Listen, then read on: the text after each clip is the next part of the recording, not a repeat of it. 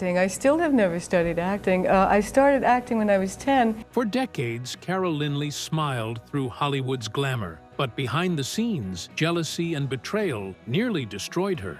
Now, her final interview reveals the truth: cruel sabotage from co-stars and a dark secret that made her walk away from fame. What happened on the Poseidon Adventure set was only the beginning. Born Carol Ann Jones on February 13, 1942, in Manhattan, Lynley's early life was far from glamorous. After her parents' divorce, her mother, Frances, worked tirelessly to support them. Modeling became their escape. By age 10, Lynley was already a child model, landing national campaigns for Sears, Roebuck and Company, and Clairol. One campaign earned her the nickname the Coca-Cola Girl, solidifying her as a rising star. Modeling provided stability, but acting was her real passion. At 15, she graced the cover of Life magazine with the headline "Carol Lynley, 15, busy career girl," catching Hollywood's attention. When she tried to register her birth name with the Actors Equity Association, she discovered it was taken. So she reinvented herself, becoming Carol Lynley. Her acting career took off in 1957 with The Potting Shed on Broadway. Playing a troubled 13-year-old, she impressed audiences and won the Theatre World Award for Most Promising Personality. A year later, she transitioned to film with Disney's The Light in the Forest, 1958, showcasing her blend of innocence and quiet strength. But Lynley wasn't afraid of controversy. In Blue Denim, 1959, she tackled teenage pregnancy, an unspoken taboo at the time. Her gripping performance earned her a Golden Globe nomination for Best Supporting Actress. That same year, she starred in Holiday for Lovers, proving her versatility. By the early 1960s, she had become Hollywood's go-to for girl next-door roles, but she wanted more. In Return to Peyton Place, 1961, she played Allison Mackenzie, a writer uncovering small-town secrets. Then, in 1965, she took on one of her most intense roles in Bunny Lake is Missing, playing a desperate mother whose child vanishes. Carol Lynley had transformed from a child model into a Hollywood star, but behind the scenes, darker challenges awaited her. Carol Lynley's most intense role came in Bunny Lake is Missing, 1965, where she played a mother convinced her child had been kidnapped, except no one could confirm the child ever existed. Director Otto Preminger believed in her, choosing her over Jane Fonda. Even Laurence Olivier, who played the skeptical detective, warned Preminger to go easy on Lynley, recognizing her sensitivity. The film's eerie atmosphere and psychological twists kept audiences guessing, and critics praised Lynley's gripping performance. But despite its acclaim, it didn't propel her career the way she had hoped. That same year, she took on another major role, playing Jean Harlow in a biopic. Unfortunately, a competing Harlow film starring Carol Baker overshadowed it. Despite having the right look and ambition, Lynley's version was dismissed due to its low budget. Frustrated but determined to shed her wholesome image, she made a bold move, posing nude for Playboy. Some saw it as a statement of confidence, others as a desperate attempt to stay relevant. Either way, it marked a turning point in how Hollywood viewed her. By the late 1960s, the quality of her projects declined. Films like The Shuttered Room, a Lovecraftian horror, and Once You Kiss a Stranger, where she played a manipulative psychopath, showcased her range, but they lacked the impact needed to redefine her career. Then came The Poseidon Adventure, 1972, her most iconic film. As Nani Perry, a terrified lounge singer trapped on a sinking cruise ship, Lynley stood out, not as the strongest or bravest, but as the most relatable. She sang The Morning After in an early scene, though the real voice belonged to Renee Armand, and the song became an Oscar-winning hit. The Poseidon Adventure was a massive success, grossing over $125 million worldwide and reshaping the disaster movie genre. The grueling shoot pushed the cast to their limits, with real fire, freezing water, and dangerous stunts. Injuries were common, but Lynley, like the rest, pushed through. When they looked exhausted on screen, they truly were.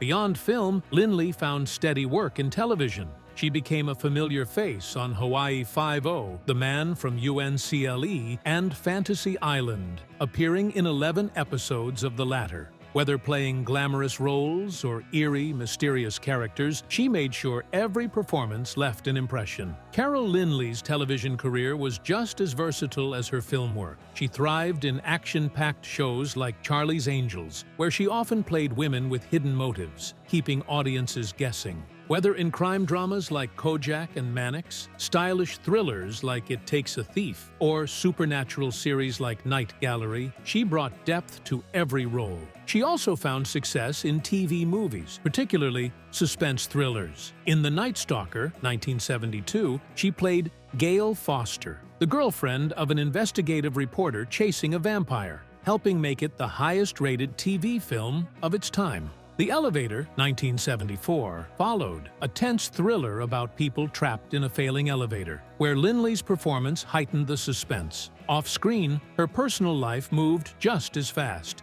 At 18, she married publicist Michael Selzman in 1960, but they divorced 4 years later. Their daughter Jill later became a filmmaker. Balancing motherhood and Hollywood wasn't easy, and Lynley admitted she still felt like a teenager until she was 26. Growing up in the spotlight had a way of freezing time. One of her longest relationships was with British broadcaster David Frost. Their on-and-off romance lasted from 1964 to 1981. Though they never married, they remained close, with Lynley calling him an extraordinary person. She also had a brief but intense romance with Frank Sinatra in the early 1970s, stepping into his world of high-profile glamour. Despite her beauty, Lynley struggled with severe acne, an exhausting battle for a young model.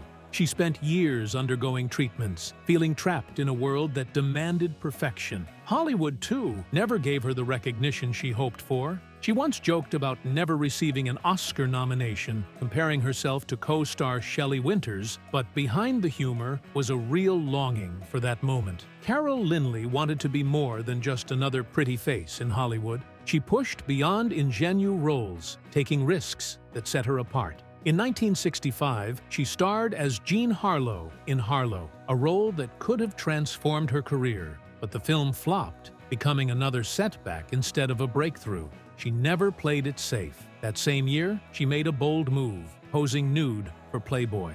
For a mainstream actress, this was shocking. Some called it empowering. Others said it would ruin her career. Lynley saw it differently. She was taking control of her image in an industry that judged women for everything: aging, appearance, and ambition.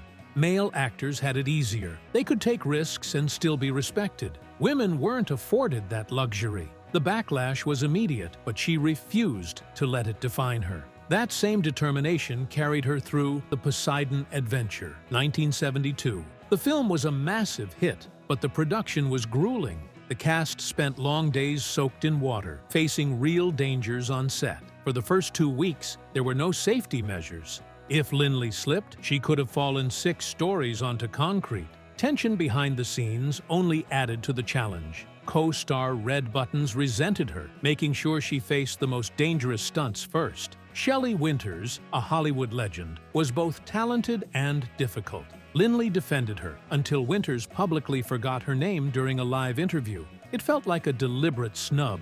Lynley later joked that she wanted to punch her in the nose, but the frustration was real. After a career spanning over 5 decades, Lynley retired in 2006 with her final role in Vic, a short film directed by Sage Stallone. By then, she had left an undeniable mark on Hollywood, starring in over 100 films and television shows. She began as a child model, transitioned to Broadway, then broke into Hollywood with The Light in the Forest and Blue Denim. These led to iconic roles in Return to Peyton Place, Bunny Lake is Missing, and The Poseidon Adventure, where she memorably performed The Morning After, though her vocals were actually dubbed by Renee Armand. Even after stepping away, Lynley's legacy endured. Fans continued to celebrate her work, and critics recognized the lasting impact of an actress who refused to let Hollywood define her. Carol Lynley's on-screen presence made The Morning After an unforgettable moment in The Poseidon Adventure. On September 3, 2019, she passed away from a heart attack at 77. shocking many who saw her as full of life. Fans and industry peers mourned her loss, remembering her decades of work. Married to publicist Michael Selzman, 1960 to 1964, she later had a long relationship with broadcaster David Frost. Even after her passing, her legacy endures through her films, ensuring she is never forgotten.